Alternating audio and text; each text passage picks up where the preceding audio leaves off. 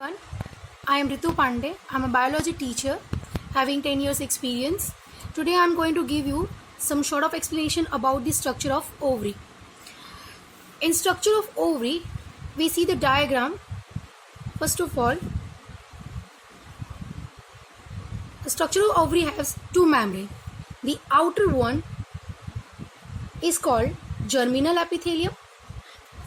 The outer one is called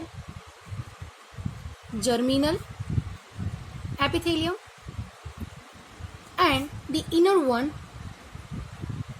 is called tunica albuginea. This tunica albuginea is made up of white fibrous connective tissue. In structure of ovary, there is a two membrane. The outer one is called germinal epithelium and the inner one is called tunica albuginea, which is made up of white fibrous connective tissue. The inner part of this ovary is called stroma. The stroma is divided into two. The outer one you can see here. This part is called cortex. And this part is called medulla. ठीक है.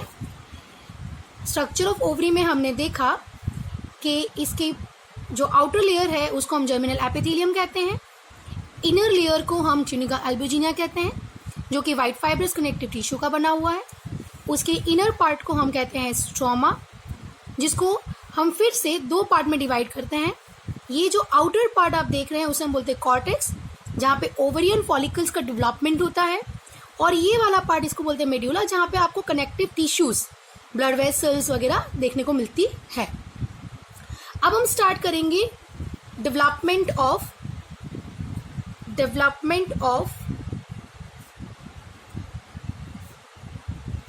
Follicles. ठीक है, चलो start करते हैं. सबसे पहले first in this stage सबसे पहला है प्राइमोर्डियल फॉलिकल्स. प्राइमोर्डियल फॉलिकल्स, इसमें क्या होता है, हमने oogenesis के प्रोसेस में देखा था कि oogenesis के प्रोसेस में स्टार्टिंग में ओगोनिया में से क्या फॉर्म होता है, प्राइमरी oocyte. ये प्राइमरी oocyte जो है ये प्रोफेज के डिप्लोटिन स्टेज में अरेस्ट हो जाता है और ये प्राइमरी oocyte के फॉर्म में रहता है. तो during this development this primary oocyte is surrounded by some stromal tissues.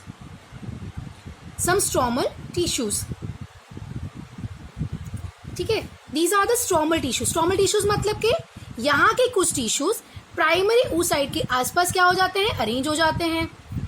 और ये कैसे होते हैं, थोड़े से फ्लैटेंड होते हैं. क्या होते हैं, फ्लैटेंड, चपटे कहते हैं हम लोग. ऐसे सेल्स यहाँ पे स्ट्रोमा के ही सेल्स क्या हो जाते हैं, अरेंज हो जाते हैं. और क्योंकि ये सेल्स आगे जाके फॉलिक्यूल्स का डेवलपमेंट करते हैं, या हम बोले ओवेरियन फॉलिकल्स को फॉर्म करते हैं, ठीक है, इसीलिए हम इसको क्या बोलेंगे, प्राइमोर्डियल फॉलिकल्स. शुरुआत होती है ये भाई, पहले प्राइमरी oocyte आया, उसके आसपास स्ट्रोमा के सेल्स अरेंज हो गए. ये स्ट्रोमा के सेल्स कैसे हैं, फ्लैटेंड हैं. और क्योंकि ये सेल्स जो हैं आगे जाके ओवरियन फॉलिकल्स का डेवलपमेंट करने वाले हैं, इसलिए हम इन्हें क्या बोल रहे हैं, प्राइमोर्डियल फॉलिकल्स. नेक्स्ट स्टेप, इसके आगे क्या होता है, यही डेवलपमेंट हम यहाँ पे भी देखते जाएंगे. उसी डेवलपमेंट को हम धीरे धीरे यहाँ पे भी स्टेप बाय स्टेप देखेंगे. सेकेंड स्टेप है हमारे पास प्राइमरी फॉलिकल्स का. ठीक है, अब क्या होता है, इसमें क्या चेंजेस आते हैं. ठीक है, अब ये प्राइमरी फॉलिकल्स में जब इनिशियल में आपको बताओ, इनिशियल बोल लो आप या अर्लियर स्टेज बोल लो, ठीक है, जो आपकी इच्छा है बोल सकते हो आप. शुरुआत में क्या होता है, शुरुआत में जो फ्लैटेंड सेल्स हैं स्ट्रोमा के, जो फॉलिकुलर डेवलपमेंट करने वाले हैं, वो एलोंगेटेड हो जाते हैं. यानी हम एलोंगेटेड सेल्स को क्या बोलते हैं, कॉलमनर सेल्स बोलते हैं ना. ठीक है, तो ये क्या है, कॉलमनर फॉर्म हो जाते हैं, इसके आसपास के सेल्स कैसे हो जाते हैं, कॉलमनर हो जाते हैं. और इसके साथ में जो प्राइमरी उस साइट है उसके आसपास एक और लेयर फॉर्म होता है, एक और लेयर फॉर्म होता है जिसको हम बोल रहे हैं जोना पेल्यूसिडा। जोना पेल्यूसिडा। आपको क्वेश्चन में आ सकता है कि भाई प्राइमरी उस साइट के आसपास प्राइमरी फॉलिकल्स के डेवलपमेंट के टाइम पे उसके आसपास कौन सा लेयर फॉर्म होता है, तो भाई जोना पेल्यूसिडा का फॉर्म होता है लेयर। ठीक है, जोना पेल्यूसिडा क्या है? जोना पेल्यूसिडा प्राइमरी oocyte के आसपास during the development of follicles, primary follicles के अंदर एक लेयर फॉर्म होता है, उसे हम बोलते हैं जोना पेल्यूसिडा।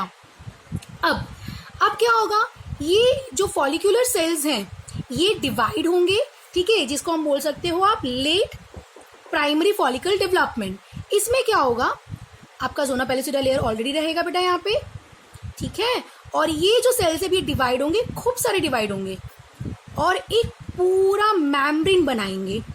ठीक है, पूरा क्या करेंगे, मेम्ब्रेन बनाएंगे और इसको आप एक्चुअली बोल सकते हो प्राइमरी फॉलिकल्स।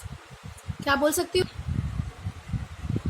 ठीक है, तो ये हमने क्या देखा कि अब ये जो कॉलमनर सेल्स हैं ये डिवाइड होते हैं और एक पूरी मेम्ब्रेन बनाते हैं, इसे हम बोलेंगे मेम्ब्रेना ग्रैन्युलोसा।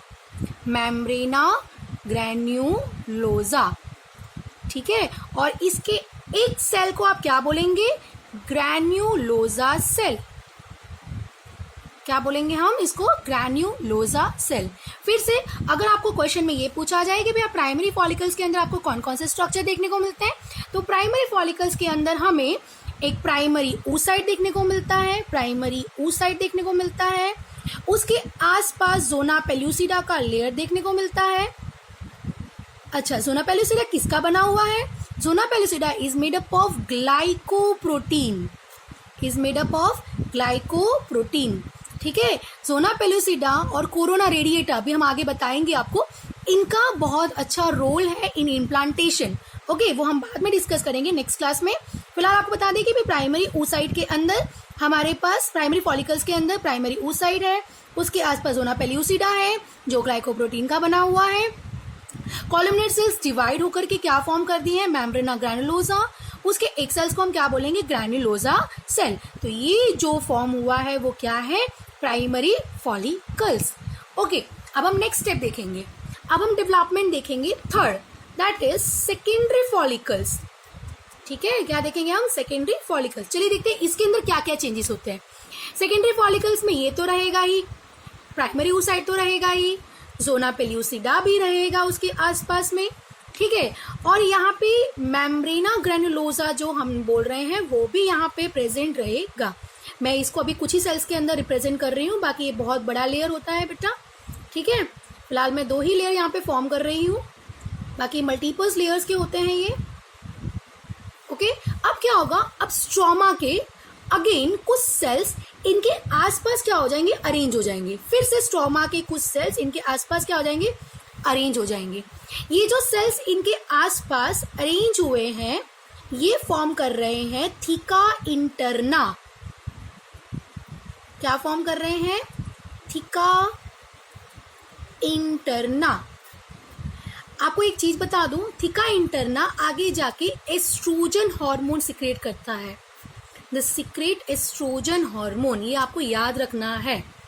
ठीक है, कि सेकेंडरी फॉलिकल्स के अंदर स्ट्रोमा के कुछ tissue during the development of secondary follicles, the some tissues of stroma arrange at outer side of the membrana granulosa which form theca interna, ठीक है, which in turn secrete estrogen later on। Okay, तो ये हुआ ये structure. अच्छा, इसके बाद फिर से फाइब्रस टिश्यूज इसके आसपास अरेंज हो जाते हैं, फाइब्रस टिश्यूज इसके आसपास अरेंज हो जाते हैं, वो भी स्ट्रोमा के ही रहते हैं, and these are called theca externa. This is called theca externa. Fine, this is the development of secondary follicles. ये आपकी बात कर लो, आप शुरुआत की बात कर लो। ठीक है, अभी अगर मैं लेट आगे जाके बात करूं तो अब इसके अंदर क्या चेंजेस आते हैं वो हम देख लेते हैं। शुरुआत के चेंजेस क्या है कि भी थीका इंटरना का डेवलपमेंट और थीका एक्सटर्ना का डेवलपमेंट। ठीक है, थीका इंटरना डेवलप कैसे हुआ, स्ट्रोमा के टिश्यूज अरेंज हो गए इसके आसपास, और आगे जाके क्या करने वाला है, एस्ट्रोजन को सिक्रेट करने वाला है। ठीक है, और उसके आसपास दूसरे फाइब्रस कनेक्टिव टिश्यूज आ गए जो क्या फॉर्म कर रहे हैं, थीका एक्सटर्ना फॉर्म कर रहे हैं। अब आगे क्या होगा, आगे क्या होगा, आप ये जो टिश्यूज देख रहे हैं ना, ठीक है, इनके बीच में ना गैप आएगा, this will form a cavity, ये कैविटी फॉर्म करेंगे। चलिए देखते कैसे, फिर से हम देख लेते हैं। ये हमारा oocyte आ गया, हमारा ज़ेनो पेलिसिडा आ गया इसके आसपास, और अब मैंने जैसा आपको बताया कि ये कैविटी फॉर्म कर रहे होते हैं। ठीक है, इसके आसपास क्या फॉर्म हो रही है, कैविटी फॉर्म हो रही है, और सेल्स तो ऑलरेडी यहाँ पे है ही, सेल्स कहीं नहीं जा रहे हैं, बट ये कैविटी स्ट्रक्चर क्या है वो धीरे धीरे फॉर्म होता जा रहा है। और अब हम आगे बढ़ रहे हैं टर्सरी फॉलिकल्स, जिसको आप बोल सकते हैं ग्राफियन फॉलिकल्स भी बोल सकते हैं। ठीक है, क्या बोल सकते हो आप इसको, ग्राफियन फॉलिकल्स भी बोल सकते हैं।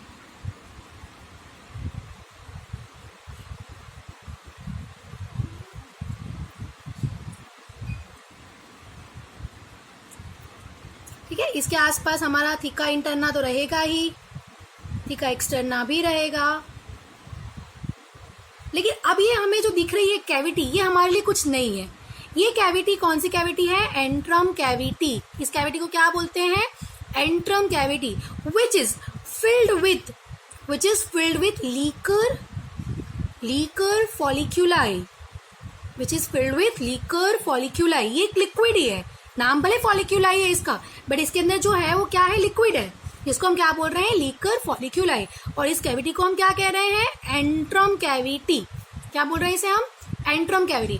अब क्या होता है कि ये कैविटी बेटा धीरे धीरे बड़ी होती जाती है, और हमारा लास्ट स्टेज जिसको हम बोल रहे हैं ग्राफियन फॉलिकल्स।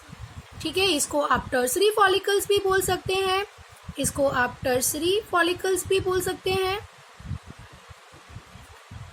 ठीक है, इसमें क्या होता है कि ये कैविटी अब इतनी बड़ी हो जाती है कि जो oocyte पहले सेंटर में था वो इसेंट्रिक हो जाता है। इसेंट्रिक मतलब कि सेंटर से खिसक के थोड़ा साइड में आ जाता है, और यहाँ पे अब ये oocyte प्राइमरी oocyte बिल्कुल नहीं रह जाता है, क्योंकि यहाँ पे जो प्राइमरी oocyte है वो अपना फर्स्ट मियोटिक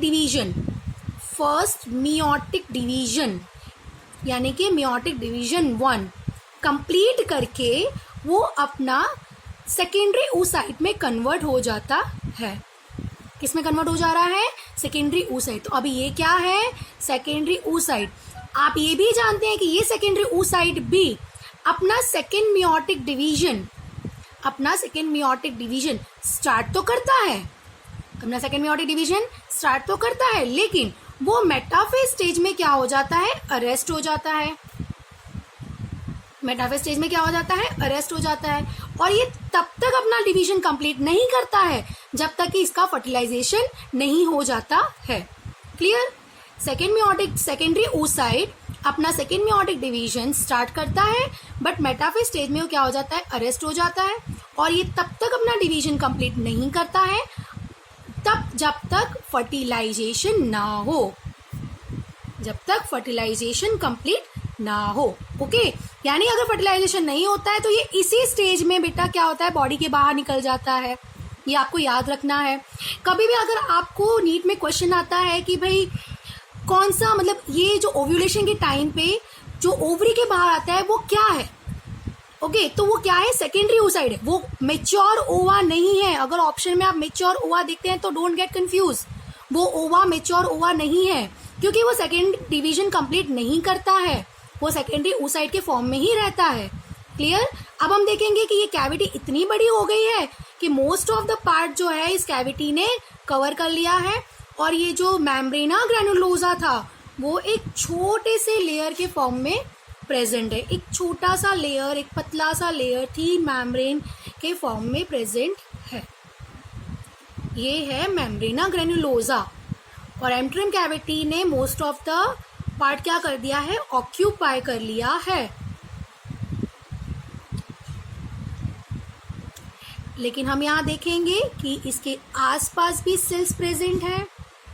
ये लेयर ध्यान रखना बेटा, जो लेयर मैंने बनाया, क्योंकि यही लेयर आगे जाके कोरोना रेडिएटा फॉर्म करने वाले हैं। यही लेयर ज़ोना पेलिसिडा के आसपास का ग्रैन्युलोसा का जो पहला लेयर आप देख रहे हैं, यही लेयर आगे जाके कोरोना रेडिएटा फॉर्म करने वाला है, ठीक है। ओके, और भी लेयर रहते हैं जिसको हम एक टर्म बोलेंगे, उसके लिए भी है,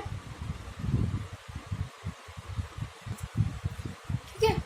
तो यहाँ पे हम चलो ये देख सकते हैं आप कि ये सेकेंडरी oocyte है बेटा, आप ये ठीक है, सेकेंडरी oocyte है। उसके आसपास जोना पेल्यूसिडा का लेयर भी है, जोना पेल्यूसिडा का लेयर भी है, ठीक है। मेम्ब्रेना ग्रैनुलोसा भी आप देख रहे हैं यहाँ पे, मेम्ब्रेना ग्रैनुलोसा भी इसके आसपास है। एंट्रम कैविटी भी आप देख सकते हैं, उसके अंदर लीकर फॉलिक्यूलाई भरा हुआ है, वो हम पहले डिस्कस कर चुके हैं। ओके अच्छा, अब देख रहे हैं आपके इसके आसपास ये जो ग्रैनुलोसा सेल्स, इसके आसपास जो ग्रैनुलोसा सेल्स का लेयर है oocyte के आसपास, उसके लिए अब हम एक टर्म देखेंगे जिसको हम बोलेंगे क्यूम्यूलस ओफोरिकस, क्यूमुलस ओफोरिकस, ठीक है। और ये क्यूमुलस ओफोरिकस जिस सेल्स के थ्रू इनके आसपास जुड़ा हुआ है, थीका इंटरना भी बेटा यहाँ पे है ही और थीका एक्सटर्ना भी है, ये कहीं नहीं गए हैं, इनके जिसके थ्रू ये जुड़ा हुआ है उसे हम बोल रहे हैं डिस्कस प्रोलीजेरस, ये वाला लेयर, ठीक है, इसको हम बोल रहे हैं डिस्कस प्रोलीजेरस। क्लियर हो गया। ये जो स्ट्रक्चर है ये किसका है, ग्राफियन फॉलिकल्स का स्ट्रक्चर है। ये स्ट्रक्चर फॉर्म होते होते बेटा मेंस्ट्रुएशन साइकिल का 14 डे आ जाता है और 14 डेज के बाद ये ओवा जो है इस ग्राफियन फॉलिकल्स को रप्चर करके कहाँ आता है, बाहर आ जाता है। देख लेते उसे भी हम लोग। अब हम कहाँ की बात कर रहे हैं, 14 डे आ चुका है मेंस्ट्रुएशन साइकिल का। अब ये जो ओवा है वो ग्राफियन फॉलिकल्स को रप्चर करके कहाँ आ गया है, बाहर आ गया है। ये ओवा के आसपास क्या है, एक जोना पेल्यूसिडा का लेयर है और जैसा कि मैंने आपको बताया कि इसके आसपास का ये जो लेयर है, जो ग्रैनुलोसा सेल्स का लेयर है, वो आगे जाके क्या फॉर्म कर रहा है, कोरोना रेडिएटा। चलिए मैं आपको यहाँ पे लिख देती हूँ, ये स्ट्रक्चर याद रखिएगा, ग्राफियन फॉलिकल्स का नहीं है, ये बाद में डेवलप होता है, फिर भी मैं आपको यहाँ पे बता देती हूँ ये क्या फॉर्म कर रहा है, कोरोना रेडिएटा फॉर्म कर रहा है। तो जब ओव्यूलेशन होता है, ड्यूरिंग ओव्यूलेशन, जब ओव्यूलेशन हो जाता है, यानी कि जब ओवा ओवरी में से बाहर आ जाता है, एम्पुला रीजन में वो वेट करता है स्पर्म की, तब क्या होता है, उसके आसपास क्या प्रेजेंट है, एक सेकेंडरी oocyte है, वो उसके आसपास क्या है, जोना पेल्यूसिडा है और एक लेयर है जिसको आप बोल रहे हैं कोरोना रेडिएटा।